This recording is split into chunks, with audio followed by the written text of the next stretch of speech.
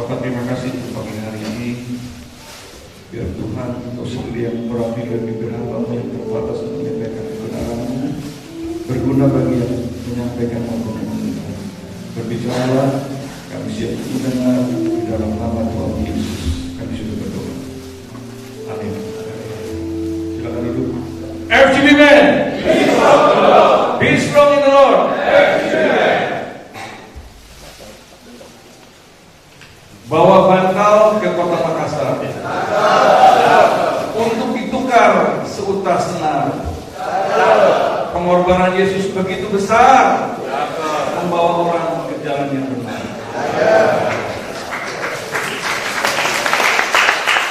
Baik, saya sangat diberkati mengikuti sesi demi sesi. Kemarin 3 sesi saya juga full ikut. Luar biasa. Ada satu yang tadi dari pagi ya, saya bicara sedikit tentang Tuhan. Apa sih yang bisa saya bicarakan? Bukan hanya soal bicara dengan materi, tapi apa yang Tuhan ingin tambahkan dari materi itu, supaya ini jadi sesuatu yang hidup gitu ya. Nah, dari apa yang disampaikan oleh Pak Tan kemarin, doa dan puasa, Tuhan berbicara sesuatu tentang the real fasting, ya. Ada spiritual fasting, ada the real fasting.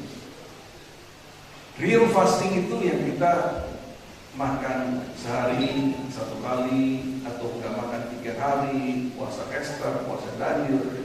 That is physical fasting. Tapi ada yang juga disebut dengan spiritual fasting. Nah, kemarin ada 8 item sebetulnya yang saya ingin menambahkan ya, apa untuk sebelum masuk ke materi saya, karena ini saling link semua ya. Apa yang diterangkan oleh Pak Tan, 2 sesi dan Pak Freddy itu semuanya link semua, ada benang merahnya. Ya. Dikatakan begini. Coba catat baik-baik firman Tuhan ini ya. Ada 8 item yang Anda dan saya itu diminta untuk lakukan di saat-saat sekarang. Dan ketika kita lakukan, ada 3 spiritual blessing yang kita akan dapatkan. Yang pertama dikatakan membuka belenggu-belenggu kelaliman, ya. Dan ini 8 ayat ini adalah the vision of FGB M5, ya. Visinya Tuhan melalui Demos ini paralel semua, ya. Yesaya 58, ya, ayat 6, 7 dan 8, ayat 6 dan 7 itu berbicara apa yang harus kita lakukan. Ada 8 item. Membuka belenggu-belenggu kelaliman, melepaskan tali kuk, memerdekakan orang yang teraniaya, mematahkan setiap kuk. 5. Memecah rotimu bagi orang yang lapar.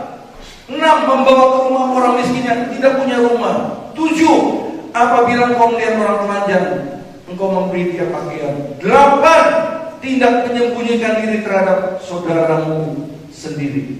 Nah, berkatnya apa? Pada waktu itulah terangmu akan merekah seperti fajar. Lukamu akan sembuh seketika. Luka berbicara 3 hal. Luka berbicara masalah keuangan. Luka berbicara masalah kesehatan. Luka berbicara masalah hubungan keluarga yang tidak harmonis. 3 kali. Kebenaran akan menjadi barisan depanmu, kemuliaan Tuhan akan menjadi barisan belakangmu. Jadi yang satu berbicara lukamu akan sembuh seketika. Yang kedua, kebenaran akan menjadi barisan depanmu, kemuliaan Tuhan akan menjadi barisan belakangmu. Dan yang ketiga, ini luar biasa sekali. Pada waktu itulah engkau akan memanggil dan Tuhan akan menjawab. Jadi pertolongan Tuhan pasti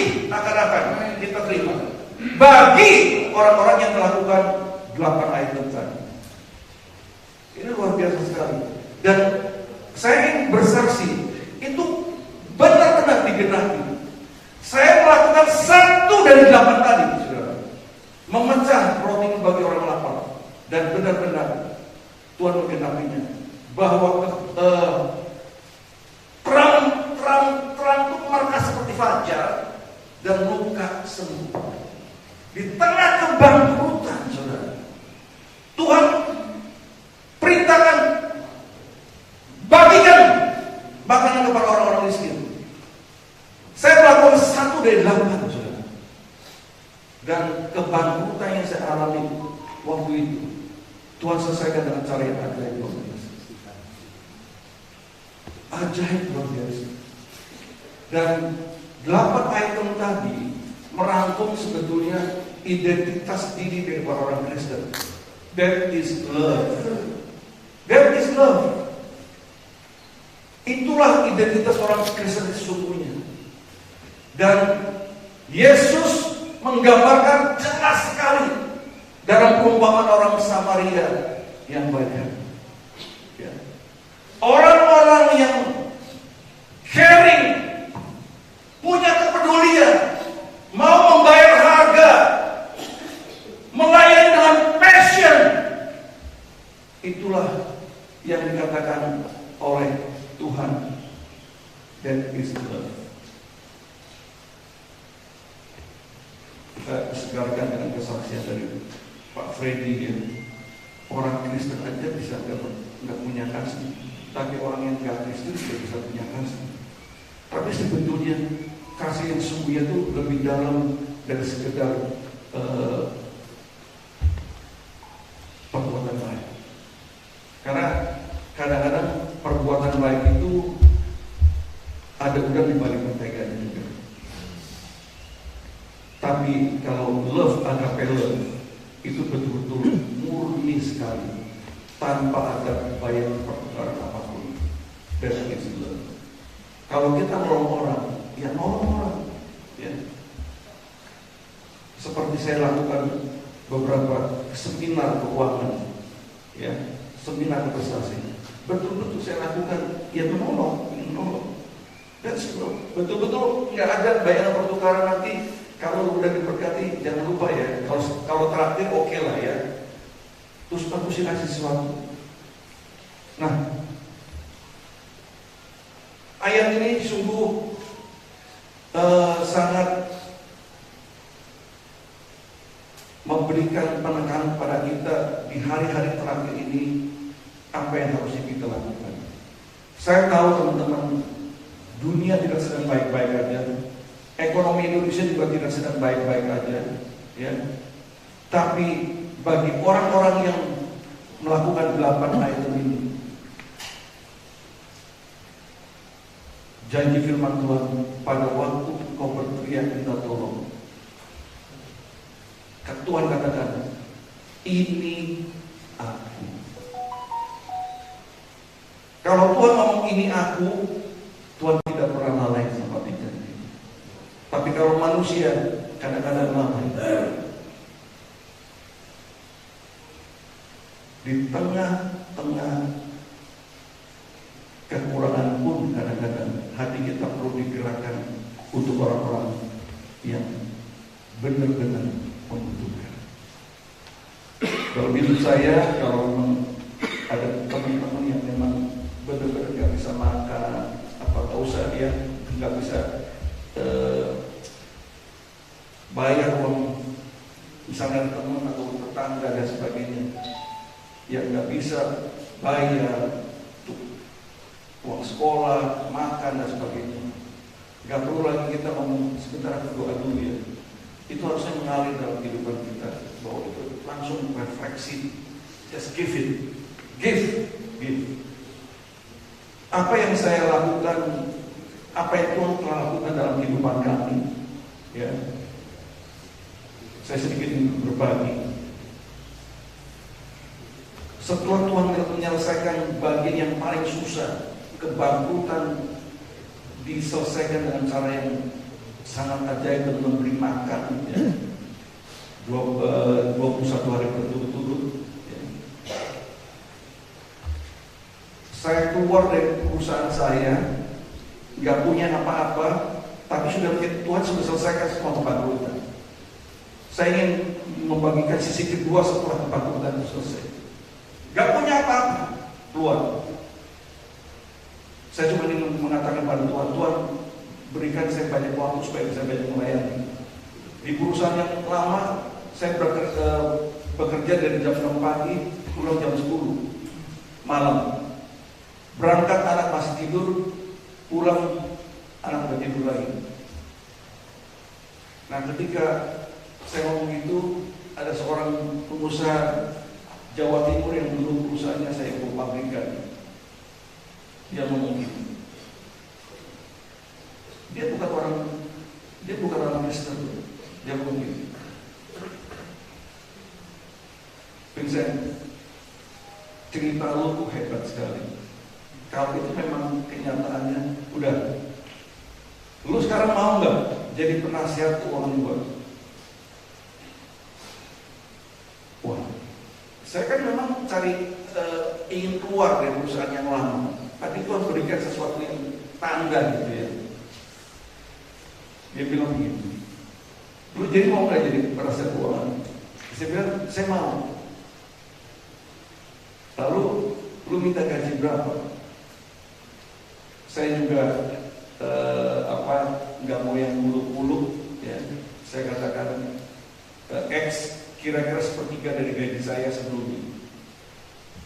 Dan dia nggak ngomong apa-apa, dia langsung deal. Oh, satu lagi dia ngomong, kamu hanya kerja 2 hari dalam sebulan dan itu cukup. Dan nanti kalau aku tanya-tanya apa dari kamu jawab lagi. Itu adalah signal pertama dari Tuhan. Saya bekerja hanya 2/30, 1/15, saya dapat gaji 1/3. Saya langsung on, saya katakan Tuhan maaf. Dan saya keluar dari perusahaan lama, salah satu perusahaan konglomerat di Indonesia. Saya keluar, saya tinggalin semua. BMW yang seri 5 pergi, ya dibalikin lagi. Gaji juga nggak ada PHK dulu, ya. Tapi Tuhan itu kalau mau memberkati, just to flipping his hand, tinggal balikan tangan. Ya. Ini setelah selesai menyelesaikan bagi makan, tapi ada fase keduanya yang saya cerita. Lalu saya akhirnya jadi penasihat keuangan dan saya diingatkan kembali pada waktu itu untuk saya bersama keluarga membagi makanan ke orang-orang yang ada di Kampung Merah. Bersama istri dengan ketiga anak kami, masih kecil-kecil. Setiap hari akhir pekan, kecuali kalau kita pergi keluar kota. Jadi selama 2 tahun, bagi makanan. Anak-anak kita masih kecil sekali. Saya ajar anak-anak saya untuk dia punya belas kasihan, ya, kepada siapapun dengan tanpa melihat latar belakang. Apa yang terjadi? Sesuatu yang gak pernah saya pikirkan itu terjadi. Seorang ex-direktur utama dari bank yang ada di Sumbar, dia seorang haji, dulu pernah saya bantu perusahaannya menerbitkan obligasi. Dia datang ke Jakarta, dia bawa sekoper uang. Pak Vincent, saya tahu Anda, kita juga pernah berhubungan cukup banyak lama. Ini uang 1M. Kamu kelola uang ini, keuntungannya 30% untuk kamu, 70% untuk saya. Dia tinggalkan uang itu tanpa minta kwitansi. Kalau saya bawa kabur gampang. Tapi Tuhan dengan sangat graciousnya, ya, bayangkan ini seperti burung gagak kan, tolong dia gitu ya. Ini kan haji ya, orang yang terpandang, kasih kulit itu dikelola. Dan ketika itu capital market mulai bergerak naik lagi, ya. Kalau sekarang ini kan indeks 8 ribuan kan, ya sempat 9 ribu, udah turun. Dulu tuh sampai 400, jadi hanya 5% daripada indeks sekarang. Saya mulai kelola itu, uang itu, dan karena mulai naik terus dalam hitungan 2 years, dalam hitungan 2 tahun, bukan hanya uang itu kembali kepada orang itu, tetapi yang bagi saya pribadi, yang bagian 30% itu diputar lagi, itu menghasilkan something yang di luar dugaan saya. Apa yang saya earn, apa yang saya hasilkan selama 2 tahun, itu jauh melampaui bekerja 6 tahun di perusahaan organisasi. Saya ingat satu hal tadi, bahwa memecah roti itu bagi orang satu dari 8 item, tentu 8-8-nya kita harus lakukan. That is love. Ya. Nolongin orang apa aja lah yang bisa kita tolong, supaya mereka lepas dari belenggu, matakan setiap dan sebagainya. Nah, satu kebahagiaan terbesar bagi saya adalah ketika anak kami yang paling tertua beberapa bulan yang lalu, dia bawa anak-anaknya bagi makanan, dan dia berkata, anak putri saya itu, ini yang your grandpa, ini yang kakekmu ajarkan kepada mama belasan tahun yang lalu. Dan puji Tuhan, ya, saya punya anak-anak, mantu-mantu semuanya gracious, nggak pelit. Kalau kita punya mantu ataupun anak yang nggak pelit, suatu kaki kita itu akan itu bergantung. Yang satu lagi adalah takut akan Tuhan. Kita berikan tepuk tangan yang paling besar. Itu sekedar prolog untuk menambahkan, yuk teman-teman, kita di tengah situasi seperti ini ya, saya juga tahu mungkin ada pressure keuangan, tekanan ekonomi, tapi jangan pernah kita berbuat kebajikan operation. Kalau memang itu dimungkinkan, kita bisa lakukan dalam kapasitas kita untuk bisa lakukan apa aja, bukan hanya sekedar uang, tapi pengetahuan kita, koneksi kita, ya, yang bisa membantu orang-orang yang teraniaya, yang terbelenggu, dilepaskan. Dan saya percaya ketika itu kita lakukan, bukan hanya kita building up chapter, tapi kita menyenangkan Bapak kita di surga. Yang percaya katakan amin. Kita berikan tepuk tangan yang paling baik.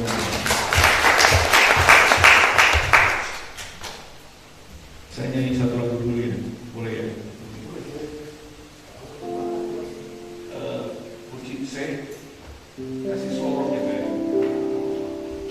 Kalau saatnya Tuhan itu datang, pasti Dia akan tolong kita. Tapi ada bagian yang ada dan saya harus lakukan. Saya ingin menggugah Anda, the spiritual fasting itu, 8 item tadi, you lakukan. Ada banyak kesaksian dari teman-teman full gospel. Saya sudah bersaksi mungkin puluhan kali. Dan ada satu kesaksian yang indah dari Pekanbaru. Pak Vincent, saya masih ingat kesaksian Bapak. Beberapa tahun yang lalu Bapak datang ke Tanjung Balai. Saya dengar kesaksian itu. Tahu nggak, Pak? Waktu COVID, saya ingat kesaksian itu. Dan saya lakukan apa yang Bapak lakukan. Mereka punya properti, dia lakukan, kasih makan setiap minggu. Dan di akhir tahun, bukan hanya mereka bisa melunasi pinjaman 8 miliar, mereka membagikan dividen yang cukup hebat. Orang lain jualnya 10% dibilang, tapi perusahaan saya di tengah COVID jualan 70-80%. Sekali lagi, kalau tadi Tuhan itu pasti kalau waktunya tolong akan tolong, tapi Anda dan saya ada bagian yang kita mesti lakukan. Nah, lagu ini bercerita ini. Saya dan rencanamu Tuhan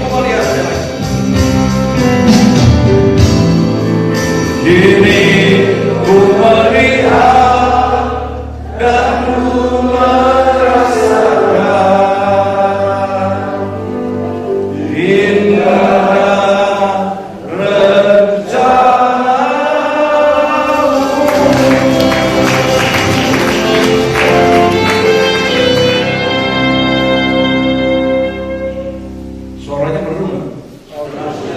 Kasetnya udah keluar. Mesti bikin kaset ya Pak Freddy ini. Kita nanti duet ya. Pak Freddy juga hebat loh nih. Suaranya manusia ya. Kita nanti berempat bikin satu kaset lah. Baik, kita di prolog, tapi itu yang Roh Kudus ingin sampaikan. Saya percaya gini, saya selalu ngomong gini.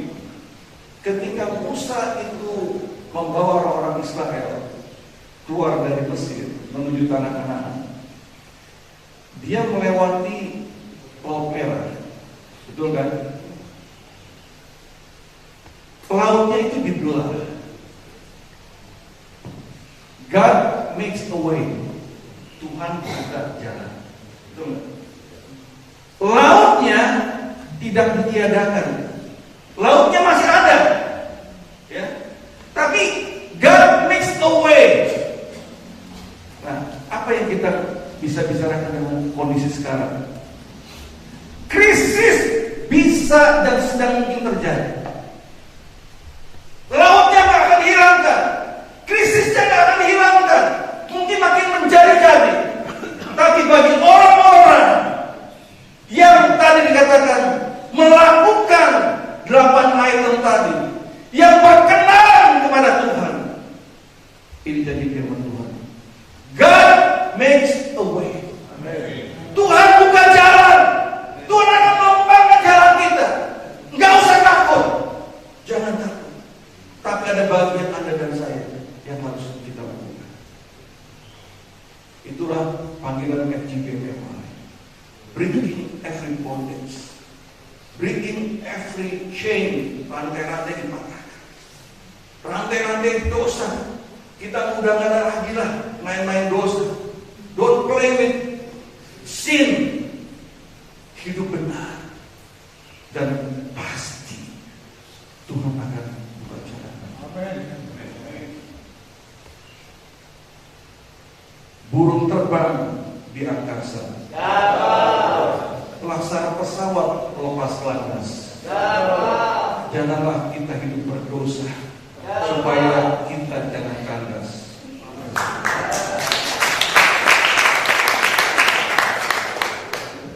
Kadang-kadang muncul begitu ya.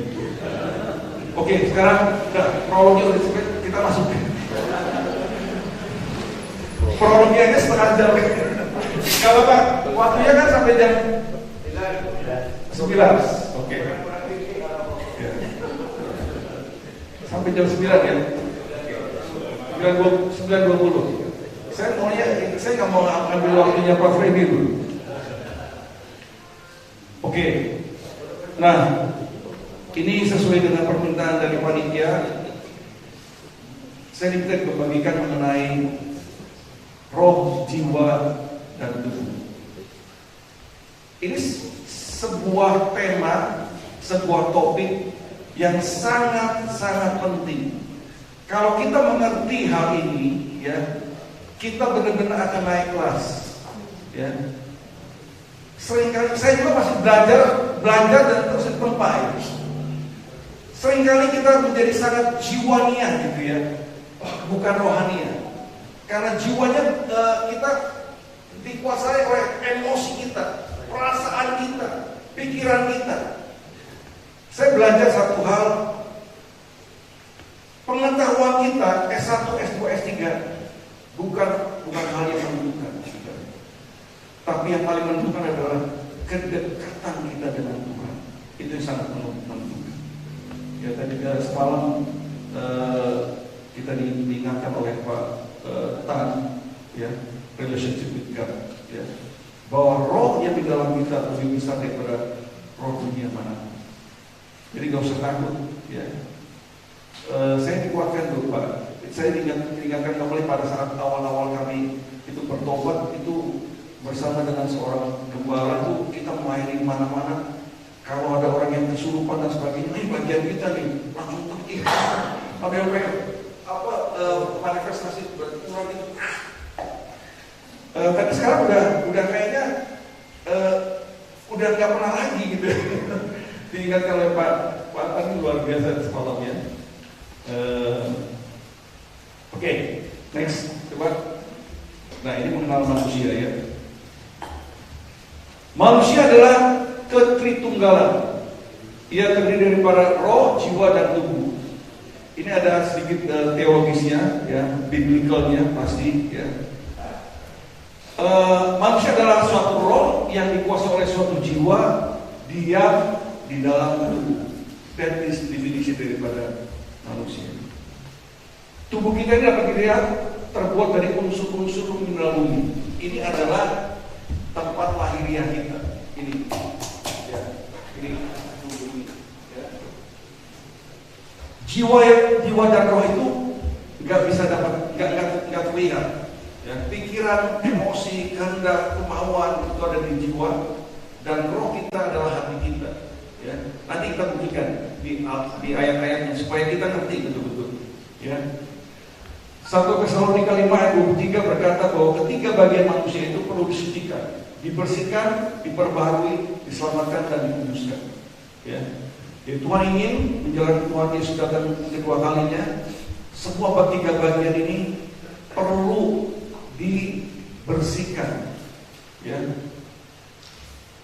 Bukan hanya badan semata-mata, kan orientasi sekarang orang-orang kan fokus pada badan ya, supaya ya sehat dan salahnya gitu ya. Tapi dengan semua kecantikan dan semua itu fokusnya ke badan. Ada orang yang juga orientasinya kepada ilmu pengetahuan, jiwanya terus dipupuk terus S1, S2, S3, S4 sampai S5. Itu semua bicara masalah intelektualitas ya. Nggak salah ya kalau bisa menempuh S3 is fine gitu ya. Tapi yang sering diabaikan adalah faktor yang ketiga ya. Nggak diisi oleh firman ya. Roh ini adalah bagian yang terdalam dari kita yang bisa berfellowship dengan Tuhan, bisa worship dengan berhubungan dengan Tuhan. Itu adalah bagian yang terdalam itu yang disebut dengan roh atau hati kita. Ya. Kalau kita melihat kasus-kasus kejahatan, banyak dilakukan oleh S3 bahkan dokter. Ya. Kalau lihat di KPK dulu, bahkan orang-orang KPK pun itu banyak tergerak. Ya. Dan bukan orang-orang yang sembarangan, itu orang-orang yang punya tanda petik secara pengetahuan S2, S3. Juga di hamba-hamba Tuhan ya. Hamba-hamba Tuhan itu luar biasa ya. Tapi ada yang begitu, hamba-hamba Tuhan itu ada yang kering sekali sebetulnya. Dia punya ilmu yang tinggi sampai S3 teologi, tapi tanpa hubungan yang intim dan erat dengan Tuhan, gak mengerti bagaimana Tuhan mengarahkan, itu akan sangat kering sekali ya. Next slide.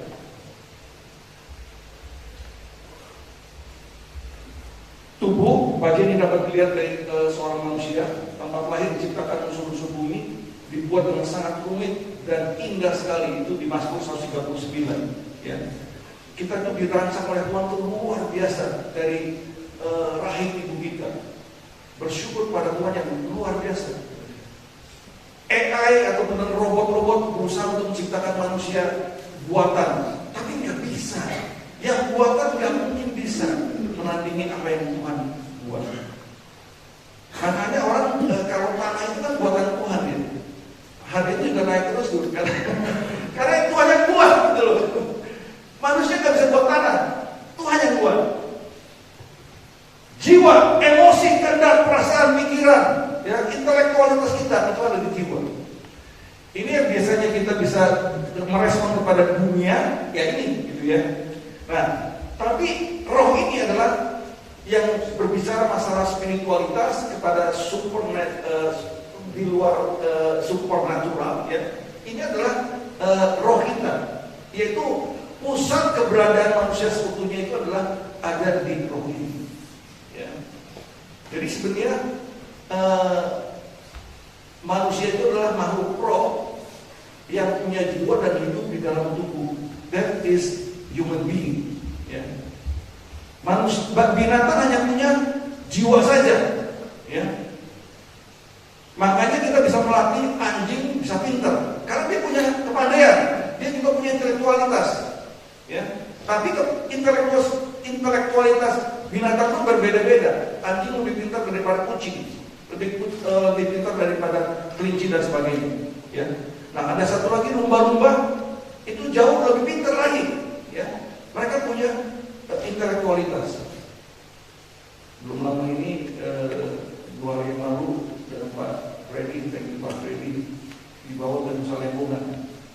Teman-teman kalau belum ke Nusa Lembongan boleh ke Nusa Lembongan, dekat ya. Kalau dari Bali ternyata nyebrang cuma 35 menit. Itu ada satu villa beliau ini yang pemiliknya, salah satu dengan keluarganya. The Point. Nah, kita bisa dilihat di situ karena bicara masalah lumba-lumba. Setiap kali itu bisa melihat lumba-lumba. Belum pernah melihat lumba-lumba itu kan? Nah, nanti datang ya di The Point, namanya The Point. Itu lumba-lumba belasan, bisa lihat. Bukan hanya di gambar YouTube gitu, ini betul-betul real, ya. Juga lihat penyu besar, ya. Sekali-kali ini bolehlah bring, ya, ke sana. Ada gambar, Agustus katanya langsung dia berangkat situ. 13 sampai 15 Agustus, nah itu dia berangkat aja langsung ke situ, ya. Kalau nggak bermalam pun nggak apa-apa, menikmati di restorannya. Restoran namanya The Point, ya restorannya. You sambil makan, lihat lumba-lumba. Yang mudah-mudahan lumba-lumbanya ada, gitu ya. Kadang-kadang juga nggak ada. Jangan, saya nggak mau apa-apa jadi palsu gitu ya. Kadang-kadang ada, kadang-kadang nggak ada. 3 hari kita di sana, hari pertama ada terus. Tapi hari ketiga dicari nggak ada. Lumba-lumbanya di bagian lain. Oke, next slide supaya cepat. Ketiga bagian di manusia diciptakan oleh Allah dan dijadikan tunduk kepada Roh Kudus. Ya. Jadi ketiga-tiganya, tubuh, jiwa, dan roh perlu diselamatkan, tapi itu perlu penundukan kepada Roh Kudus. Jadi yang benar itu adalah roh kita tunduk kepada Roh Kudus, ya, dan roh kita kemudian akan mengarahkan kepada jiwa dan tubuh kita. Ya, itu yang kemarin kita dapat testimoni dari Pak Tan Sri, jual semua sahamnya. Yaitu Roh Kudus bicara, ya. Kemudian Roh memerintahkan kepada cangkem dan sebagainya pikiran kita langsung suruh eksersa eksekusi, ya. Oke. Inilah roh adalah pusat kehidupan kita. Inilah yang dihembuskan Allah ke dalam manusia ketika Ia menciptakan. Itu ada di Bilangan 2 ayat 7, bagus sekali, ya. Dibuat dari debu, kemudian dihembuskan nafasnya Allah, dan jadilah manusia makhluk yang hidup, atau dalam bahasa Inggrisnya living soul. Ya, jadi tiga dalam penciptaan itu tiga-tiganya sudah ada, ya. Jadi manusia dibuat dari debu, dari tanah, dihembuskan nafas Allah, ruah, roh, kemudian dia jadi jiwa yang hidup, a living soul, ya. Nah, sejak orang lahir itu yang berinteraksi adalah tubuh dan jiwa, belum masuk kepada rohnya. Tetapi seorang bayi, seorang anak, bahkan dalam kandungan, ketika papi maminya terus bicarakan roh, itu bisa meresponi. Benar-benar, ya. Ini anak pertama kami ini, dia papi maminya kan memang papinya wakil gembala dan gadling lah, ya. Anak perempuan saya pertama juga, waktu lahir itu dia udah ngomong terus bicara firman. Jadi itu kan hidup, ya. Ternyata memang cerdas sekali. Anak yang pertama ini luar biasa cerdas sekali dan edam sekali, cepat sekali ngerti firman. Jadi yang kalau ini anak muda sih aja kayak baru mau menikah karir. semuanya senior semua kayaknya. Jadi kita mengharapkan dari anak-anak kita cucu. Bilangin aja ke anak-anak kita ketika hamil itu perkatakan firman. Itu sangat bagus sekali, ya. Karena itu sudah hidup tuh, yang hidup. Ya. Next slide. Nah ini kalau ada dikatakan dikotomi dan trikotomi, nggak usah heran, dua-duanya itu biblical. Ya. Kadang-kadang roh, jiwa, dan tubuh clear sekali. 1 Tesalonika 5 ayat 23 itu jelas sekali, clear. Ya. Semoga roh, jiwa, dan tubuhmu terpelihara sempurna tanpa cacat menjelang kedatangan Tuhan. Juga di dalam Ibrani 4 ayat 12 itu jelas sekali. Firman Tuhan itu hidup, kuat, dan lebih tajam dari pedang bermata dua manapun. Sanggup menusuk sangat dalam, memisahkan jiwa dan roh. Itu jelas sekali. Tapi hanya ada dua kadang-kadang juga, manusia lahiriah dan manusia batiniah. Kalau yang manusia batiniah itu jiwa dan roh itu gabung jadi satu. Tidak usah dipertentangkan. Semuanya memang biblical. Ada yang dikotomi, ada yang trikotomi. Next slide. Nah ini dikotomi ya.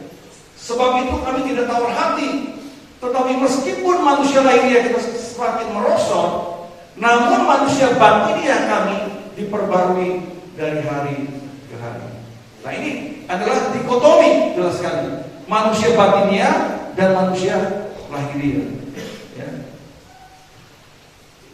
Ibu-ibu perhatikan juga nih ibu-ibu, manusia di sini kan Paulus mengatakan walaupun manusia lahiriah kami itu makin hari itu makin merosot, tapi manusia batiniah kami harusnya semakin diperbarui, renewal terus, ya. Ibu-ibu tuh cantik nggak apa-apa loh, ya.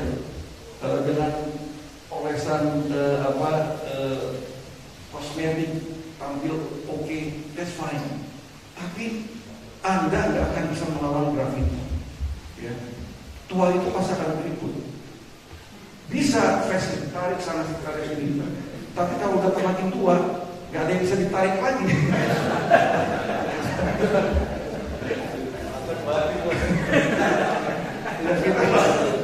Laki-laki juga sama, ya. Rambut sudah mengalami depresiasi,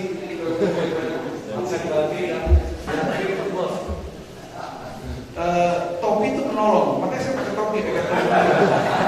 Istri saya bilang, dan kamu masih pakai topi deh. Kamu 7 tahun lebih muda katanya. Puji Tuhan. Makanya kemarin kalau saya pakai topi, sekarang pakai topi lebih bagus Pak.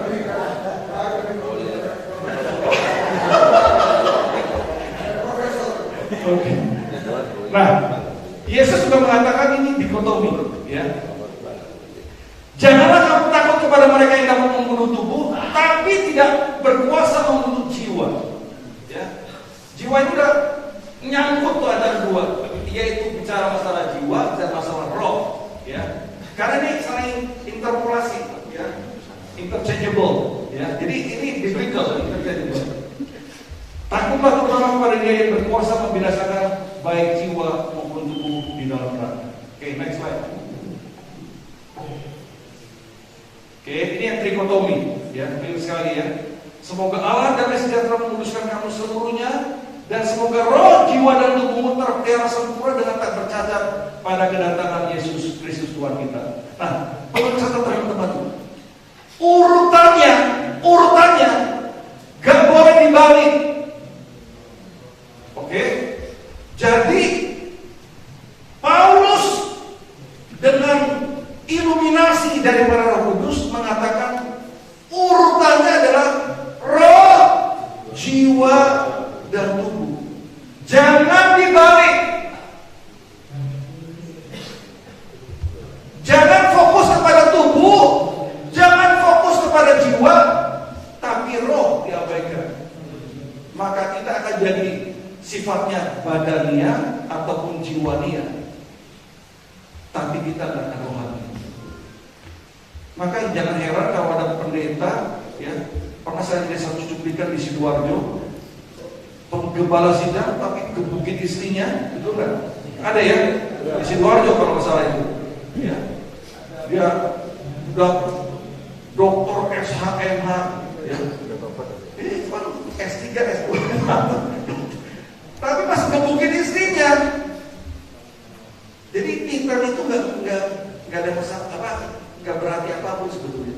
Ya, NP, NEVP, PP, itu tampilan aja itu. Yang penting apakah rohaninya atau tidak.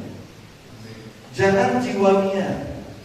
Nah, jiwanya ini banyak dimiliki oleh ibu-ibu karena ibu-ibu perasaan.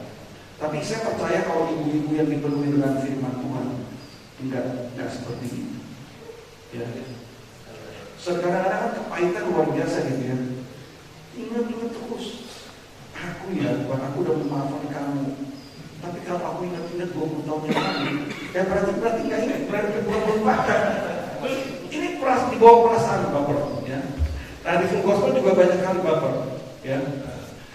Nggak disalamin, langsung banyak manyu, ya kan? Nggak salamin 2 kali, 3 kali akhirnya, udah percuma lah, full gospel aku nggak dilayani, nggak diterima dengan baik. Uang juga berpengaruh banyak ya di full gospel. Jangan melihat kepada panggilan. Jadi sorry to say, saya juga kan 22 tahun di full gospel tahun ini. Saya melihat banyak kelemahan di sana sini, ya. Tapi orang-orang yang juga berpegang kepada kebenaran firman Tuhan lurus itu juga banyak di full gospel. Yang satu mau lari ke duniawi, yang satu larinya ke rohani. Ini ada pertentangan nih di full gospel juga. Tapi yang saya lihat, yang saya menggembirakan, Jatim itu luar biasa. Ya, enggak betul-betul. Jadi kalau ini di tengah-tengah ini netral, ini ke duniawian, ini ke rohanian. Jatim ini ke arah sana nih. Sorry to say, Jawa ini ke arah sana juga nih, ke arah rohani.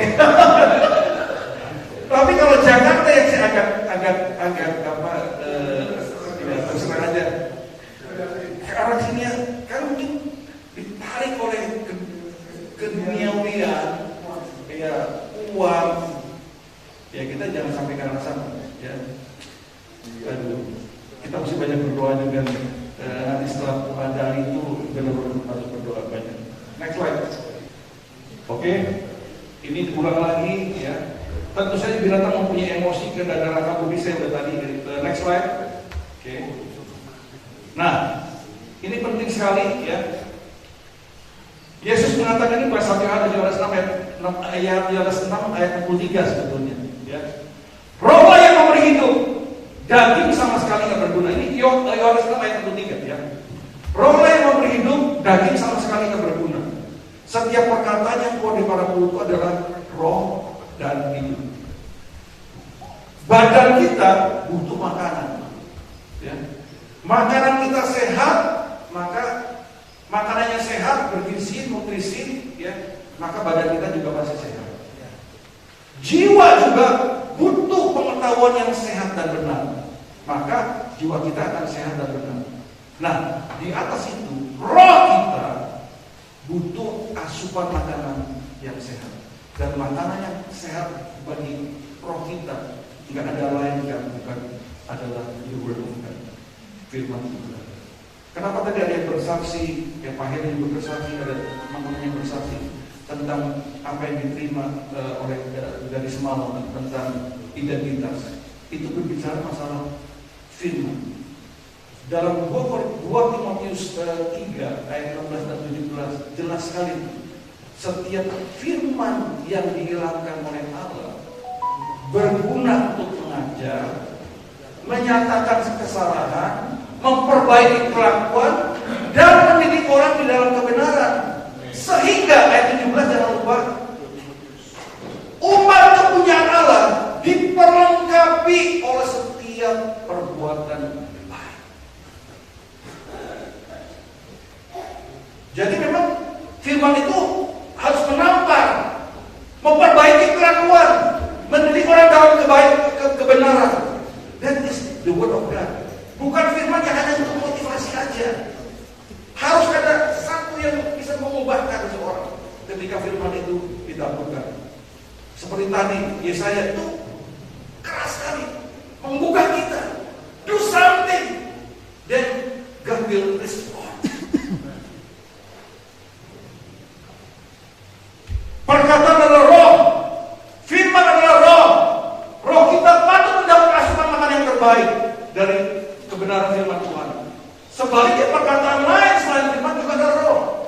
Maka kalau kita sering dengerin perkataan yang bohong, yang hoax, roh kita diisi oleh roh yang gak kudus, yang gak benar.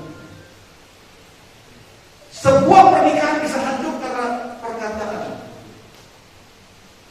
Kemarin Pak Freddy katakan, ya, identitas kita, diri kita adalah cara kita berbicara. Karena apa? Firman kita, perkataan kita itu akan mencerminkan siapa kita, karena itu keluar dari dalam hati kita, ya. Yesus mengatakan yang dari dalam keluar itulah sebetulnya sifat ciri khas daripada seorang. Jadi gak mungkin ngomong gini. Seringkali kita seringkali dengar perkataan begini, aduh orangnya baik ya, cuma perkataannya itu kok kayak gitu. Enggak, salah itu. Kalau orang baik dari dalam dirinya itu akan perkataan-perkataan yang baik, yang membangun, yang menghibur, yang menasehati. That is the word of God. Tapi perkataan yang kasar, yang kotor, yang kosong, kasar, kotor, kosong, jangan diucapkan. Di Efesus 5 dikatakan, kalau manusia baru itu harusnya perkataannya membangun, menghibur, menasehati, bukan kata-kata yang kotor, yang kasar, dan kosong. Ya. Jadi sebuah persahabatan pun bisa dihancurkan oleh perkataan yang kotor, yang kasar, yang kosong. Next slide. Beberapa aplikasi dari perkataan. Ketika seorang dokter mengatakan pada pasiennya, saya sudah menyerah, angkat tangan. Ya. Usia Bapak hanya beberapa hari atau beberapa pekan. Itu betul-betul akan disikarit, mematahkan semangat. Makanya dokter gak pernah mengatakan, aduh kayaknya udah ada. Dokter yang baik selalu, kalau dokternya itu Kristen, dia akan ngomong, walaupun agak sulit, tapi selalu ada harapan. Bapak perlu banyak berdoa. Itu menghibur, menguatkan. Jangan udah besok atau lusa atau pekan depan bawa pasti mati. Itu bagus. Yang tadinya matinya sebulan, dalam hitungan hari dalam semati itu. Karena perkataan yang kalau kita tawar dalam masa kesulitan, ya, hilanglah kekuatanmu, katanya di Amsal dikatakan, ya. Betul nggak? Dalam kesulitan ada kita jadi tawar, discourage, tawar atau patah semangat, ya tidak. Kita udah nggak ada kekuatan, ya. Makanya kepada anak-anak juga harus memberikan perkataan yang membangun. Kalau kita punya beberapa anak, tapi anak yang satu menonjol sekali, anak yang ketiga kurang, kita harus dorong anak yang kurang ini. Kamu harus ikutin, coba ikutin koko kamu, ya. Jangan ngomongnya langsung, kamu marah kamu nggak seperti koko kamu, itu akan discourage, ya. Juga istri kepada suaminya, ya. Saya sangat dikuatkan, terima kasih luar biasa kepada istri saya ini. Ketika saya lagi menempuh S2 saya, kan online di Amerika, bahasa Inggrisnya kan juga susah banget gitu ya, terus urusan kerjaan banyak sekali. Saya udah menyerah tadi, udahlah, nggak mau S2 lagi lah, ya. Tapi istri saya sampai pijit-pijit, gitu ya. Dad, you are great, kamu hebat, kamu pasti bisa, kamu pasti bisa, kamu pasti bisa. Dikuatkan terus, akhirnya kita jawab lagi, kirimkan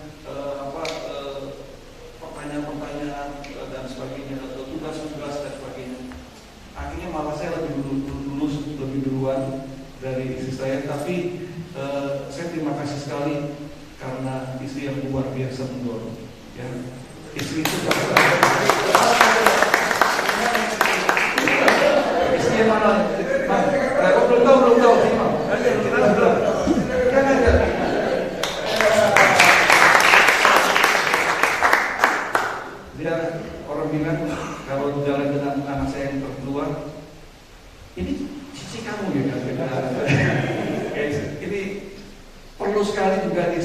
tampil muda ya, supaya ya membanggakan suaminya juga ya. Oke, ketika seorang presiden mengatakan pada rakyatnya, kita jempur, itu perkataan spirit. Ini dulu waktu zamannya Malaysia dan Indonesia, ganyang Malaysia. Semua rakyat itu, karena ada roh di dalam perkataan itu. Ya. Ketika seorang ada promo besar-besaran, ini perkataan terpanjang, sell 70% hanya malam ini.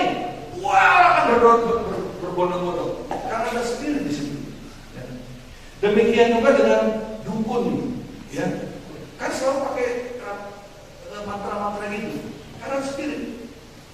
Bayangkan kalau kita perkatakan firman, itu akan mengalahkan semua. Makanya Anda perlu hafal juga firman.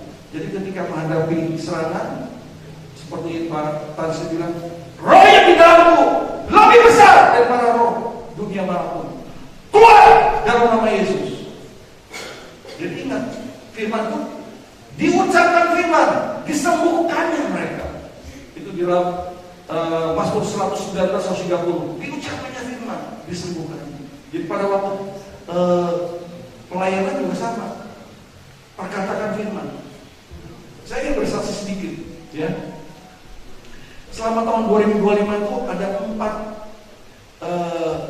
empat occasion kejadian di mana saya dipakai untuk Roh Kudus ya, menyembuhkan orang.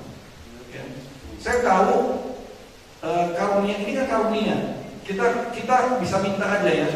Kita Roh Kudus yang kasih.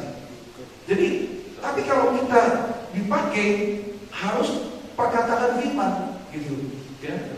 Contoh seperti saya pribadi sendiri. Ya. Saya waktu tahun lalu itu kan diperiksa jantung saya begini. Karena 2 tahun yang lalu ada sumbatan 30-40%, di bagian lain 60-70%. Udah 2 tahun dan nggak tertib juga. Adik saya kemudian kena serangan 80-90%. Istri saya bilang, "Dad, kamu mesti periksa, nggak bisa kamu periksa." Ya, seorang istri kan selalu caring ya. Karena kita ada keturunan juga. Pokok saya juga kena serangan. Pokok yang kedua meninggal karena serangan. Yang pertama juga kena stroke. Yang bungsu kena serangan. Akhirnya kita putuskan pergi ke Penang, nemuin dokter yang paling kardiologis yang paling terkenal, dokter PHX di Adventist. Lalu begitu periksa, dokter bilang ada penebalan pada dinding jantung kamu. Saya nggak bisa memastikan berapa persen blockage di kamu. Saya kasih pilihan 2, 1 kateter, 1 lagi pakai MRI. Ya. Kalau MRI itu 80-85% accurate, tapi kalau kateter 99%. Tapi saya datang sana bukan untuk untuk kateter. Saya ngomong sama dokternya, "Dok, saya pilih yang kedua aja. Kalau hasilnya jelek, dokter lakukan yang pertama langsung." Akhirnya sore itu saya lakukan MRI, kasih suntik yang kontras supaya bisa semua. Nah itu masuk ke tabung gitu kan. Selama kita sekitar 30-35 menit. Tapi selama 30-35 menit saya katakan firman, dalam nama Yesus, dalam nama Yesus, seluruh pembuluh darahku normal, tidak ada blockage, semua lancar dalam nama Yesus. Diulang-ulang terus sampai selesai. Dan sore besok paginya harus ngadap ke dokter. Dan itu sudah report dan masuk ke sistem komputer mereka, langsung ke dokternya. Jam 9:30 kita menemui dokter PHX. Kami berdua dan dokter lihat komputer, dan saya lagi lihat komputer. Dia ngomong gini, "I didn't see any problem with your heart." Aku nggak lihat ada problem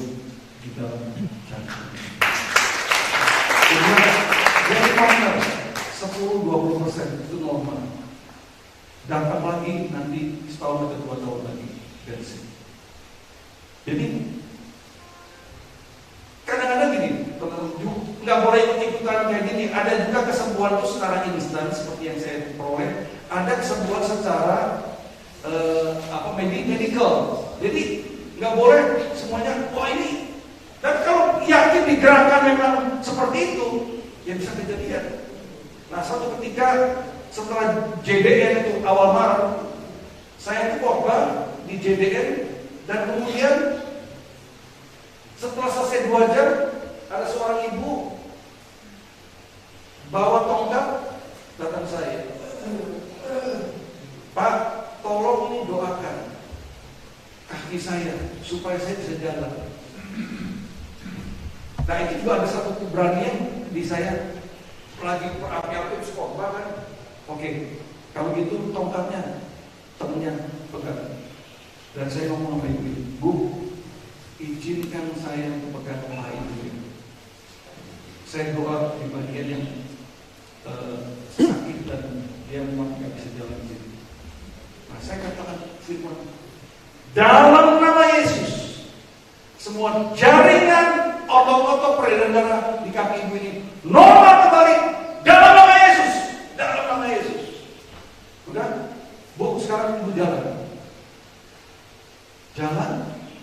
Pertama jalan udah lancar dari sebelumnya, sekitar 20 meter balik lagi.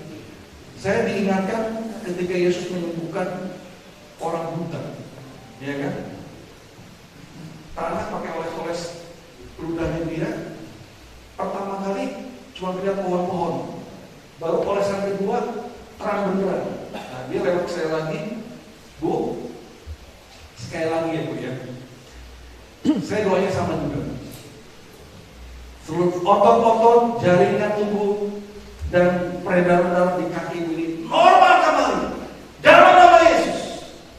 Yang kedua, setelah saya kedua, dia langsung jalan dan dia bisa berjalan. Kita berikan tepuk tangan kepada dia. Dan ternyata dia adalah ex-kedar. Dia minta walk ke saya. Waktu saya jalan pulang, dia bilang, Pak, saya ini ex-kedar. Dan saya bilang sama ibu ini, ibu akan dipakai Tuhan dengan luar biasa karena ibu sudah melihat kemuliaan Tuhan diterima oleh lewat kesembuhan, yaitu Tuhan. Dan banyak ada beberapa peristiwa lagi di mana kesembuhan itu instant healing. Ya. Iman dimengerti oleh roh, fiatnya kita ketika kita mendengar perkataan yang adalah roh. Ini makanya FCBH itu perlu sekali ya.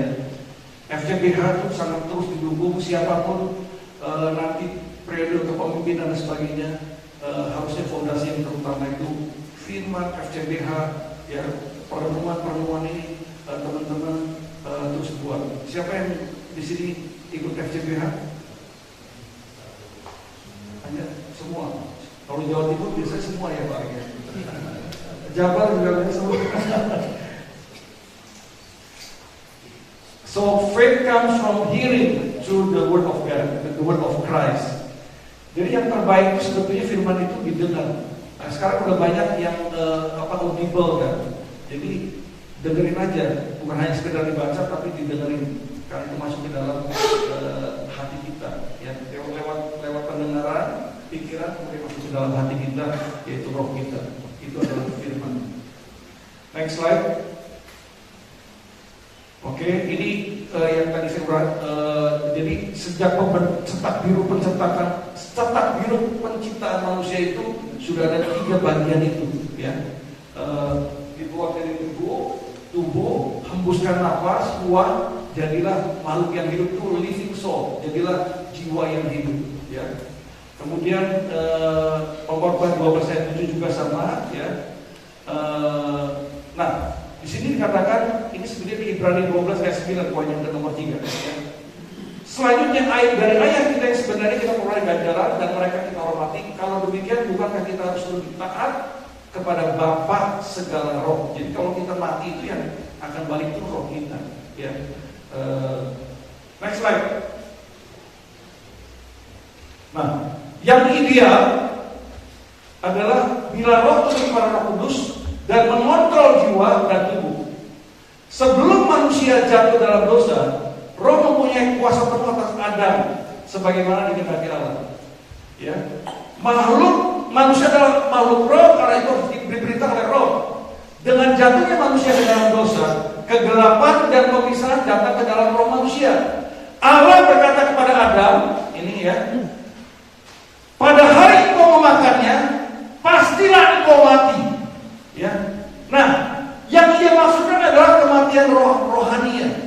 Karena Adam masih bisa hidup 930 tahun. Jadi, makanya ketika orang belum bertemu dengan Yesus, rohnya itu mati terus. Yang hidupnya itu jiwanya.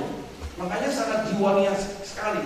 Bahkan orang Kristen pun sudah lahir baru, ibaratnya bertemu, percaya kepada Yesus, itu harus terus makan firman, lakukan firman, makan firman, lakukan firman. Maka roh kita itu akan perkasa dan bisa mengontrol jiwa kita dan tubuh kita.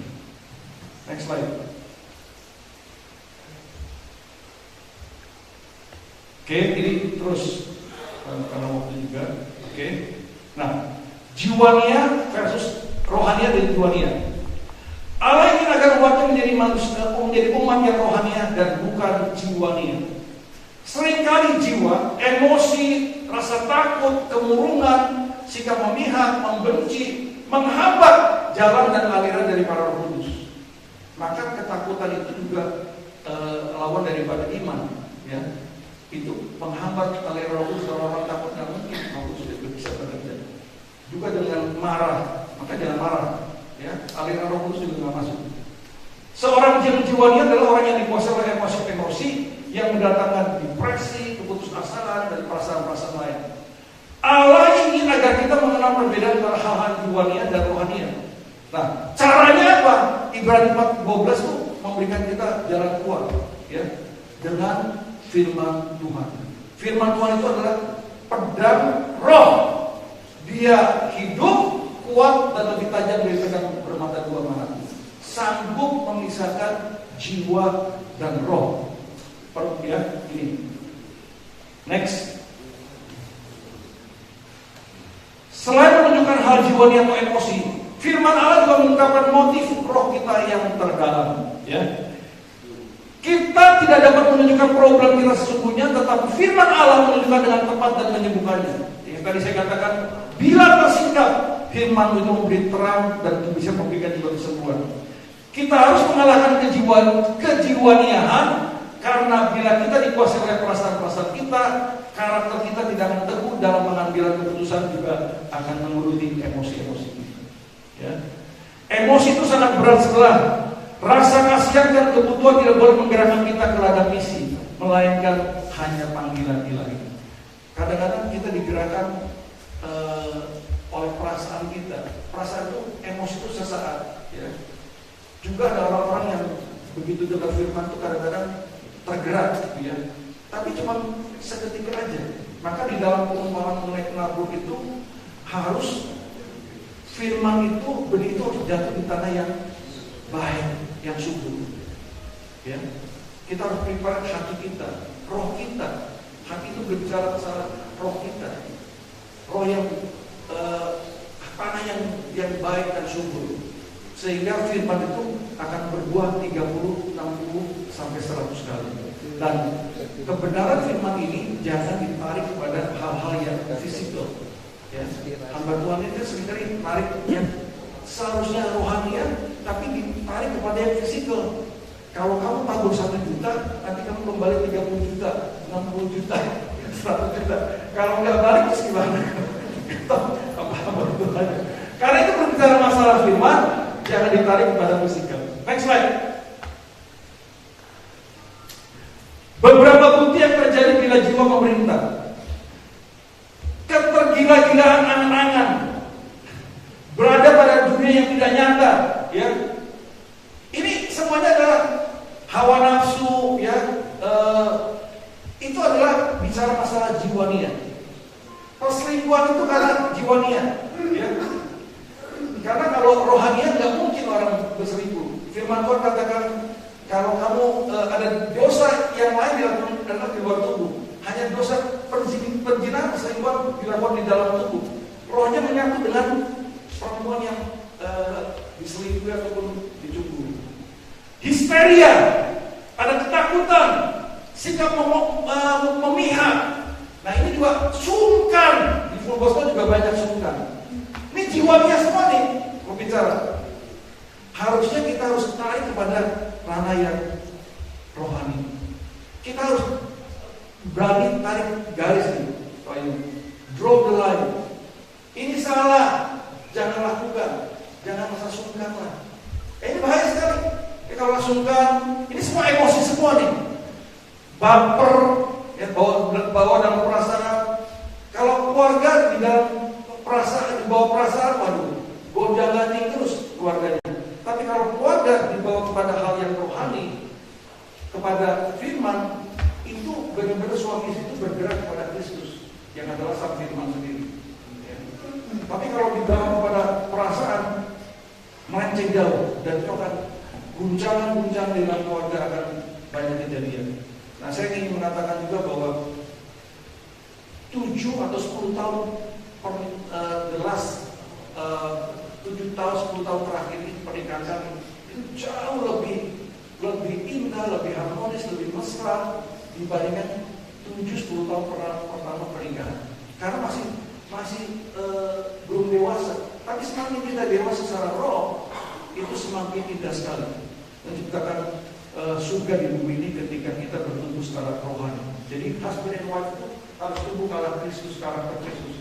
Baru kemudian semuanya itu akan indah, luar biasa. Next slide.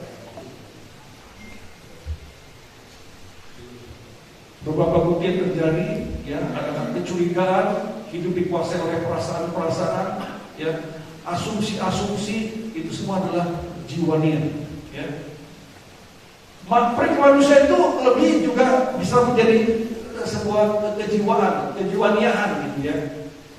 Rasa belas kasihan yang tidak didorong oleh kemurnian itu bisa jadi nanti nggak murni, tetapi kalau rasa kemanusiaan yang murni itu seperti saya katakan nggak ada bayaran pertukaran apapun, just do it, lakukan dengan yang motivasi murni. Ketidakmampuan menghadapi secara objektif karena emosi yang tidak terkontrol lagi, tidak rasional, ya. Oke, next slide. Nah, pencobaan yang Yesus alami adalah di 3 area ini juga: roh, jiwa, dan tubuh.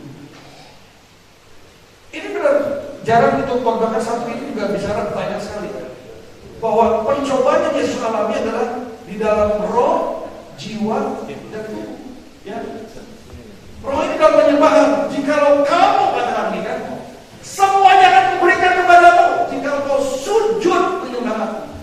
Worship yang sesungguhnya ada kepada Tuhan, bukan kepada barang, kepada materi, atau kepada yang lain.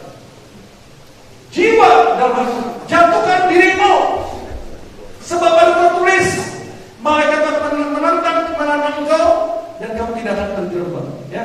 Nah, jika Yesus hanya terdorong ingin menyarankan orang, dia akan lakukan. Kadang-kadang hamba Tuhan bahaya sekali. Punya karunia, nggak disuruh Tuhan pamer. Apalagi kalau pamer itu disertai dengan imbalan uang supaya uang masuk banyak. Nah, ujian yang ketiga yang Yesus lakukan adalah di dalam tubuh ketika ia lapar. Dia bilang, ada tertulis, Yesus kan diperintahkan mengubah batu jadi roti. Tapi ada tertulis, manusia bukan hidup dari roti saja, tapi dari setiap firman yang keluar dari mulut Allah. Jadi pencobaan yang Yesus alami adalah pencobaan dari roh, jiwa, dan tubuh. Next slide. Konklusi, di mana roh kita? Hati adalah pusat roh kita, pusat dari segala keberadaan kita yang terdalam. Disinilah letak keinginan dan motif kita yang terdalam. Apa yang kita sembah sungguh-sungguh timbul dari sini. Di worshipnya apa? Menyembah uang, mamon, atau pada Tuhan. Yang terdalam, pusat keberadaan yang terdalam ada di sini. Hati kita adalah roh kita. Ya. Roh manusia adalah perintah Tuhan yang menyelidiki seluruh lubuk hatinya. Amsal 20 ayat 27. Ya. Di dalam roh kita atau hati kita terletak roh kita sesungguhnya. Apa yang ada di dalam hati kita akan menentukan apa yang kita pilih untuk kita renungkan di dalam otak dan pikiran kita. Hati lebih daripada pikiran. Hati adalah sumber. Jagalah roh, jagalah hati, jadilah seorang yang rohani. Nah, ini ingin tutup dengan ini. Ini bagus sekali ya. Ini 5 menit sekali pas ya. Perhatikan ini, luar biasa ya. Saya ingin lihat coba ini. Ada, boleh pinjam ini Pak Agus? Boleh.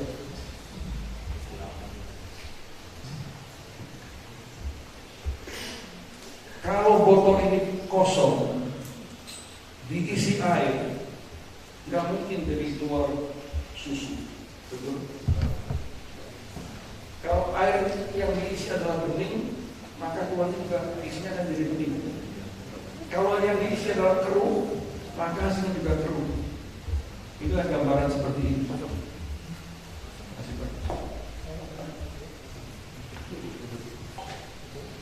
Ini gambar direnungkan, ya. Kemudian koreksi diri kita. Lalu apa yang harus kita lakukan?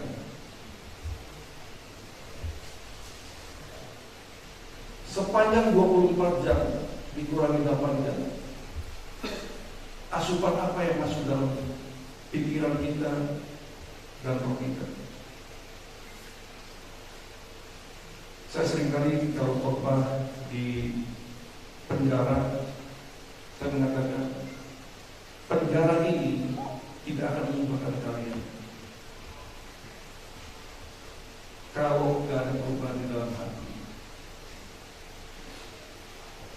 Juga tidak ada perubahan dalam apa yang engkau pikirkan. Setelah keluar dari ruangan ini, tembok ini keluar, nanti akan masuk lagi. Kecuali ada perubahan dalam pikiran Anda. Dan ini tergantung dari apa yang Anda konsumsi. Maka seorang narapidana kalau keluar, dia masuk terjerumus ke dalam lingkungan yang sama dengan asupan yang tidak berbeda dari periode sebelumnya, tidak akan berubah. Dia akan kembali lagi. Maka bagian yang terbaik adalah bukan hanya sekedar bawa makanan kalau kunjungan ke penjara. Bawa firman, bawa buku Alkitab, kasih dia supaya kebenaran firman itu mengubahkan hatinya. Hanya ketika hati diubahkan, baru dia akan kembali lagi ke penjara itu. Coba cek aja. Sekarang zaman sosial media luar biasa. Kita gampang sekali ke distraction, gangguan, ya, untuk kita bisa fokus pada firman. Lagu-lagu juga hati-hati, lagu-lagu dunia. Lagu-lagu yang liriknya bukan dari firman itu sangat berbahaya. Ya. Dulu juga saya suka lagu-lagu duniawi. Dulu itu lagu yang saya yang sangat suka dulu zaman lalu lah, lagunya Rahmat Kartolo tuh. Matahari tak berpulang. Memang tidak tak tertunda, tak terbatas kata-kata. Itu oke, ya kan? Tinggi bulu, 1000 janji. Nah, ini agak benar. Lain di bibir, lain di hati. Itu yang gak benar. Kita nggak tahu. Tapi kalau sudah jadi rohani itu harusnya mulut ini, cangkem ini untuk memuji Tuhan. Mulutku penuh dengan pujian kepadamu, ya Yesus Tuhan. Sepanjang hari ku beri penghormatan kepadamu,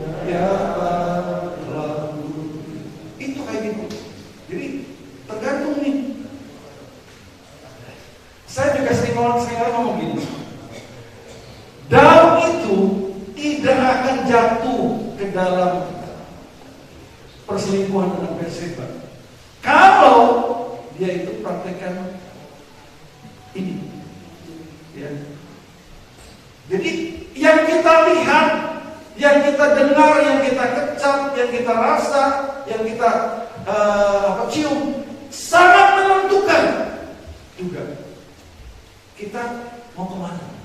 Dan apa yang masuk dalam pikiran kita, emosi kita, jiwa kita, itu juga akan menentukan kita mau jadi apa. Maka firman Tuhan katakan, yang benar, yang mulia, yang adil, BMAS TKSKP, benar, mulia, adil, suci, manis, sedang didengar, disebut kebajikan, dan patut dipuji. Pikirkanlah semuanya. Saya juga seringkali sharing ini. Saya dulu waktu pacaran di Bandung, dapat ini aja susah sekali di diri saya. Dulu pernah satu kali saya jadi auditor, karena saya background saya akuntan, ditempatkan di Bandar Lampung audit, ya. Tapi setiap Sabtu itu saya punya satu dosen killer, dosen sistem akuntansi yang hanya kuliahnya 2 minggu sekali, harus 50 tugas, jadi 2 tahun aja itu harus ngabisin kuliah itu. Hanya satu saya tinggal itu, ya. Dosennya killer banget, lulus hanya dapat nilainya 6,5, paling tinggi. Dosennya killer, 6 minus, 6 plus, 1 6,5 baru lulus. Saya kena ujian 2 kali, 1 kali dapat 5,5, nggak lulus. Yang kedua baru dapat 6 minus, baru lulus. Nah, waktu saya pulang kecapean, besoknya kan saya wawancara, wajib kunjungi pacar hari Sabtu. Jumat malam tuh naik bus dari Bandar Lampung, Bandung, turunnya di Cisahem.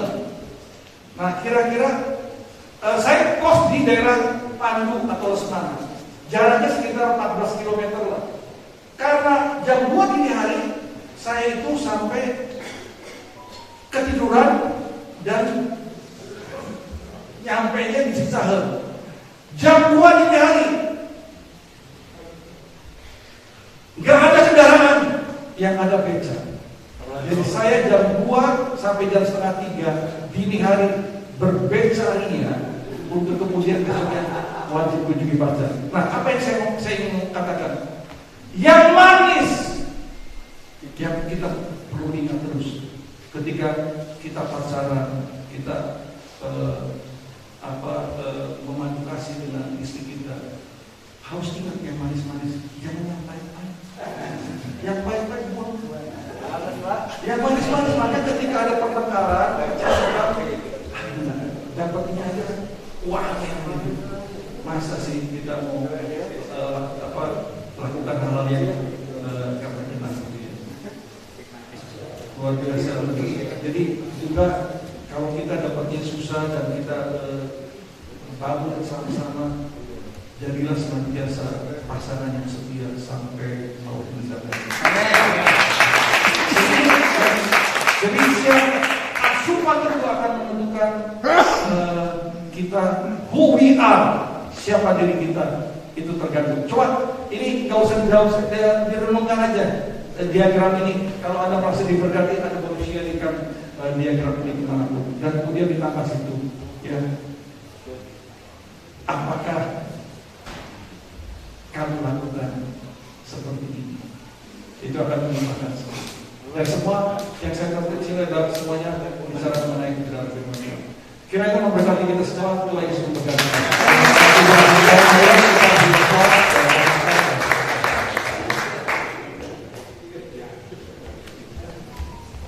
Bukan secara kebetulan saya minta kalau kontrol jiwa tubuh ke kemarin waktu penyembahan usia. Makanya kemarin saya membutuhkan proses. Anaknya Pak Handoko ini sering dapat penglihatan dari itu. Kemarin dia melihat apa namanya ember kolam, tapi kolam itu bocor. Nah, dia minta, maksudnya apa tuh? Dan Tuhan kasih. Coba buka Yeremia 2 ayat 13. Sebelum saya ke sini, saya akan jemput Pak Tan Sri. Di dalam perjalanan dari Surabaya ke sini, kita banyak bincang-bincang tentang pelayanan, kerajaan sektor, ya. Dan Pak Tan Sri bicara hal yang sama. Jadi kok aneh waktu saya sampai sini, ada kok saya tentang pola. Tadi seperti Pak Tan Sri juga bilang, kita ini seringkali tanpa disadari kolom kita ini bocor, yaitu diizinkan yang kita yang mengizinkan kuasa kegelapan iblis itu intervensi kita. Ini bukan cara kebetulan juga Pak Vincent bicarakan tentang roh jiwa kita. Kalau kita fokusnya ke jiwa kita, mau kita pencapaian yang boleh bukan masalah, tapi kalau spiritual kita akan diperkuat, kita nanti akan bocor. Karena kita akan nanti ditunggang, apalagi visi. Waduh, sudah banyak orang ini. Coba kita baca. Sebab 2 kali umatku berbuat jahat. Mereka meninggalkan aku, meninggalkan Tuhan yang adalah apa? Sumber air yang hidup, untuk menggali kolam bagi mereka sendiri, yakni kolam yang bocor, yang tidak dapat menahan air. Nah, air di sini bicara tentang kehidupan. Kehidupan Allah. Bahkan Yesus bilang apa? Di Yohanes 10 ayat 10 ada B. Iblis datang untuk mencuri, membunuh, membinasakan. Udah jelas. Tapi aku datang memberi hidup yang berkelimpahan. Ini yang bicara Yesus sendiri. Dia adalah air kehidupan. Betapa bodohnya kita ini seringkali ya, menukar. Makanya hati-hati. Jadi pagi ini kita di-remind, disegarkan, ditegur, diinsafkan. Ya, Roh Kudus bicara kuat untuk apa yang saudara hati-hati hidup ini, pulang dari camp ini. Hati-hati dengan input saudara, baik lewat pikiran, lewat mata, telinga, lewat penciuman, lewat lidah kita. Tadi Pak Vincent ada lidah, Pak. Mulut yang keluar bukan lidah juga bahaya. Ya. Apa yang kita asupan, maksudnya yang kita makan. Ya, sekarang dokter udah begitu banyak bicara tentang ini kan. Tapi juga masih banyak orang dalam tegak tengkuk. Masa bodoh hidup cuma sekali aja udah siap, yang penting siap. Udah badannya udah susah sekali bawa badannya. Nanti sakit penyakit oleh sana. Waduh, saudara nggak memuliakan Tuhan. Orang kalau banyak ininya fatnya itu gampang mudah capek, gampang akhirnya keluh kesah dulu. Karena itu nggak idealis. Tuhan ciptakan buat begitu karena kesalahan kita. Nggak tahu diri. Ciap terus saja. Tiap hari yang dicek bukan cuma ini loh. Masukkan saya sebarkan ini. Saya selalu diri pada istri saya sering, tapi dia sendiri juga sering jalan dulu ya. Saya ini kadang-kadang cuma FCP ya. Bukan ini saya tahu saudara, saya sadar. Kita ya Bapak Ibu, setiap hari ini kita ini di rumah. Kalau ada kotoran sedikit kita udah nggak betah, betul ya? Apalagi kalau bertumpuk-tumpuk. Nah tapi ada loh ibu-ibu yang numpuk panci, beli lagi, ada numpuk tas, beli lagi. Aduh itu, apa nggak sumpah ya saya bilang. Iya, sama Bapak Ibu dengan pikiran kita. Ya. Coba kalau kita gelisah, ya. Kalau kita memasukkan asupan yang kita terus dapat itu yang selalu yang tidak menentu atau emas naik turun ini, saudara coba kayaknya hati kita dibuat naik turun dan itu ternyata ada di Mazmur. Di Mazmur 37 dan 137 itu seperti orang yang menerawangin naik kapal, dia diumpamakan. Ada 3 hal di sana. Alkitab tulis. Itu kehidupan kita semua loh Bapak Ibu. Makanya ayo hati-hati dengan camp kita ini. Makanya kenapa saya terbeban dengan Alin. tahun yang lalu kita ini, saya ngambil dari buku Super Assertive Gospel, ada 7 pedati, yaitu Seven Circle of Life. Jadi the whole being. Jadi manusia yang utuh itu ada 7 area kehidupan kita, baik spiritual kita, keluarga kita, keuangan kita, bisnis kita, itu saling berkaitan. Itu harus angkanya 10. Nah ternyata kalau minggu tahun yang lalu waktu doa di Manado, jadi 110 orang itu jawabannya, saya sudah memprediksi karena melihat wajah-wajah yang terpuruk itu banyak sekali datang di camp. Makanya bentuk jawabannya itu waduh, 1, 2 angkanya di keuangan, dan family itu berantakan. Makanya tahun ini saya undang orang-orang spesial semuanya untuk nanti saudara betul-betul yang merasa yang nggak ikut tahun yang lalu, tidak membuat question and answer QA itu sendiri, nggak sempat. Betul-betul saudara yang nanti siang ini saudara lagi dalam kelemahan atau dalam kekurangan atau dalam keterpurukan di area mana dari empat tadi ini, baik financial, business, keluarga atau mental, kemudian yang dua lagi apa? Ada ya? Nggak kan kita dibagi 4, nggak jadi 7. Ya, ya sudah tadi family, istri sudah. Kalau kesehatan, nah kesehatan selama ini kan ada dokter Kasan. Nanti dengerin betul-betul saudara ya. Kerinduan saya doa saya supaya pulang dari tempat ini kita semua betul-betul menjadi total well-being yang dikehendaki Tuhan. Manusia utuh, manusia jati dirinya Allah. Baik roh, jiwa, tubuh kita ini sempurna dan sempurna. Amin. Ya, tolong betul-betul diperhatikan. Ini bukan untuk Pak Dali, Pak Bernard, saya, Pak Alek, bukan untuk Pak Vincent, Pak Freddy, apalagi Dokter Kasan, enggak. Kita dipakai Tuhan untuk melengkapi, saling melengkapi, untuk kita saling bertumbuh supaya Bapak Ibu tahun ini betul-betul doa dan kerinduan saya betul-betul saudara bisa berjalan dengan kokoh dan kuat ya. Sudah tidak ada riak-riak lagi. Oke? Ya tolong ya. Oke, Tuhan berkati. Oke, terima kasih ya.